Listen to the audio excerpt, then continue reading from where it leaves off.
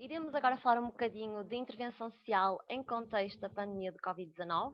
Como todos sabemos, o atual contexto pandémico teve e continua a ter repercussões significativas nas várias esferas da vida dos trabalhadores do sexo. Para além do trabalho sexual propriamente dito, até agora abordado, emergiram também 4 grandes necessidades, das quais destacamos o apoio alimentar, o apoio socioeconómico, o apoio jurídico-legal e o apoio psicológico. Relativamente ao apoio alimentar, na sequência de uma quebra acentuada nos seus rendimentos, muitos trabalhadores viram-se confrontados com dificuldades em adquirir bens de primeira necessidade, sobretudo ao nível da alimentação.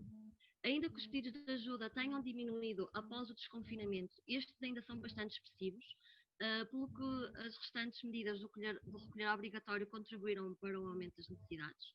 Enquanto entidades de primeira linha, as associações assumem aqui um papel importante, podendo minimizar ou até mesmo colmatar este tipo de carência.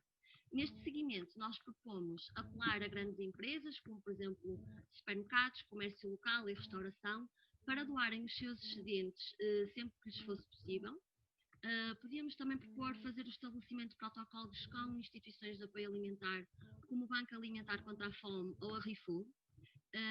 Fazer campanhas de recolha de alimentos dirigidas à população em geral, dinamizadas, por exemplo, em páginas oficiais. E caso não seja possível providenciar este tipo de resposta, encaminhar para outros organismos, nomeadamente as juntas de freguesia e as câmaras municipais, que podem aqui ter um importante papel neste procedimento. Em relação ao apoio socioeconómico, se muitos trabalhadores viram-se em condições precárias, outros por impossibilidade de pagar as suas rendas ou pelo facto do fecho de casas como bordéis, estes podem ter ficado em situações de sem-abrigo.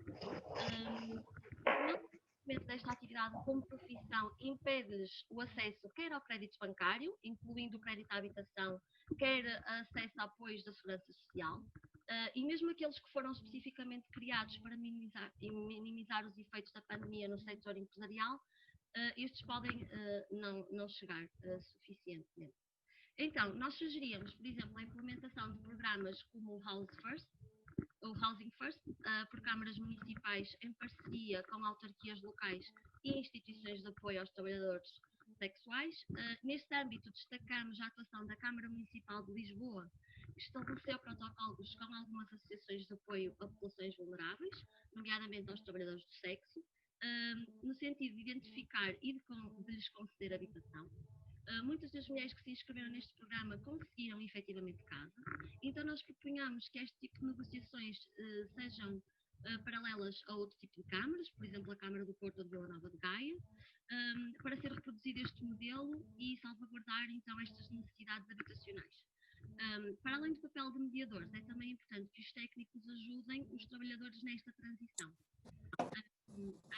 Podemos então apelar a várias unidades hoteleiras que alojem também os trabalhadores perante esta necessidade. No que concerne aos apoios económicos, consideramos fundamental informar os trabalhadores dos apoios estatais a que têm direito, por exemplo, o orçamento, apoios estes que não são sujeitos à apresentação de declarações de IRS. Ou então, sugeríamos a criação de um rendimento básico universal. Em relação ao apoio jurídico-legal, algumas associações salientaram o facto de muitos trabalhadores não terem conhecimento das medidas criadas no âmbito da Covid-19 e dos quais eles podem beneficiar. Outros mostraram-se preocupados com eventuais consequências penais caso contraíssem o vírus.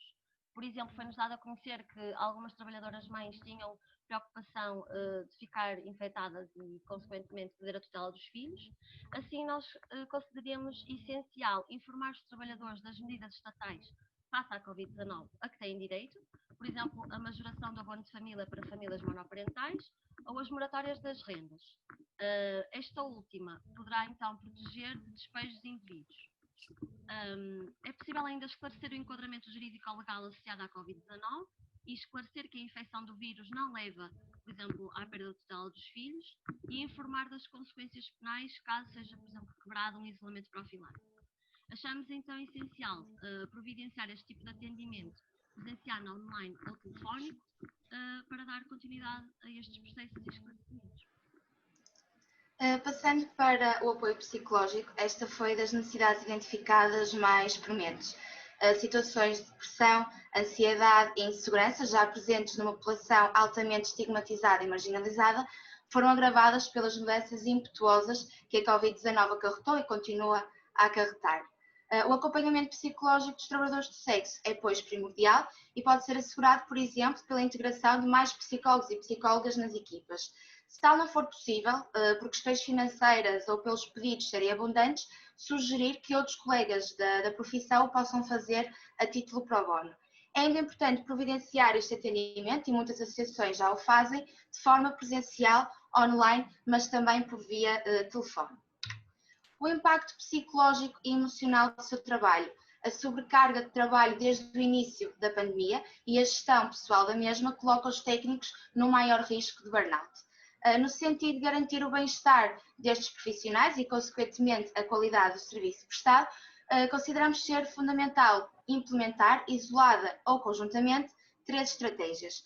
Palestras, apresentações entre equipa, dinamizadas pelos próprios psicólogos das instituições ou outros, nas quais sejam transmitidas estratégias de coping, estratégias para lidar com o stress, estabelecimento de parcerias com serviços de acompanhamento psicológico, sobretudo para aqueles técnicos que pretendam um apoio mais contínuo e sistemático e o possam fazer a um preço mais reduzido, e um momento de partilha emocional, isto é, nas reuniões a equipa ou antes de trabalharem, os técnicos partilharem entre si experiências, sentimentos, desabafos pessoais ou relacionados com o trabalho.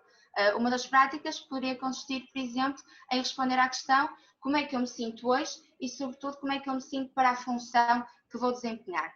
Nós falámos com uma associação que o fazia, embora em moldes diferentes, e foi-nos relatado que, para além de ser uma experiência quase que catártica para os técnicos, que se sentem mais ouvidos e apoiados, permite também uma supervisão mais eficaz dos casos, porque há uma maior discussão dos mesmos. Aqui gostaríamos de salientar que estas 3 estratégias podem ser implementadas por todos os técnicos de todas as áreas de intervenção que nos estão a ouvir hoje, porque esta sobrecarga e este risco de burnout são transversais a todos. Para além das medidas que vos fomos apresentando até agora, foram-nos chegando alguns pontos que nós consideramos fundamental partilhar, por serem de suma importância para o trabalho sexual e para os trabalhadores do sexo. Em primeiro lugar, é necessário capacitar os técnicos para que estejam mais sensíveis a sinais de violência, para que sejam capazes de reconhecer e lidar devida e eficazmente com situações desta natureza. Neste sentido, impera evitar a narrativa dos trabalhadores do sexo como os vetores de doenças. Em segundo lugar, é fundamental que as várias instituições continuem a trabalhar de forma estreita e articulada, na medida em que esta complementaridade se traduz numa maior eficiência, ao garantir, por um lado, que não há sobreposição de recursos e ao salvaguardar, por outro, que as diversas necessidades dos trabalhadores do sexo são acauteladas.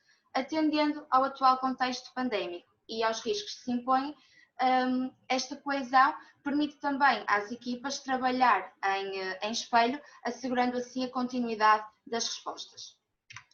Uma vez que muitas destas medidas estão dispersas, gostaríamos de sugerir, à semelhança do que acontece com as diretrizes da DGS para vários setores, a criação de diretrizes gerais aplicadas ao trabalho sexual. Portanto, a ideia seria sistematizar todas estas medidas, ou aquelas consideradas mais importantes, e disponibilizá-las aos trabalhadores do sexo, que estariam mais bem informados sobre as mesmas e teriam também um acesso mais facilitado. Neste sentido, é necessário consultar e auscultar as pessoas que fazem trabalho sexual, mas mais do que isso, incluí-las como vozes ativas e participativas no desenho e implementação de tais intervenções. Por exemplo, a Rede sobre Trabalho Sexual poderia centralizar um projeto colaborativo desta natureza, integrando os trabalhadores do sexo como educadores de pares, e estando assim em linha com os princípios da justiça social. Por último, é crucial que as associações se posicionem politicamente, e não estamos a falar de todo de uma afiliação a um partido ou ideologia política, mas antes da adoção de uma posição ativista, de defesa e advocacy pelos direitos humanos que são sistematicamente negados aos trabalhadores do sexo. E, de facto, as associações podem assumir-se como verdadeiros agentes de discussão pública, sensibilizando e consciencializando a sociedade e o poder estatal para estas questões e contribuindo assim para a sua desestigmatização. Daí que seja fundamental que trabalhem de forma articulada entre si, mas também em estreita colaboração com outras instituições políticas, sociais e comunitárias. Em suma, trata-se de estar ao serviço do cidadão. Tal como a minha colega falou, aqui nós temos o panfleto com as medidas para os trabalhadores de sexo, para os clientes e também para os aliados. Esperamos que tenham gostado. Muito obrigada pela vossa atenção. Qualquer dúvida ou questão, temos todo o gosto em responder. Obrigada.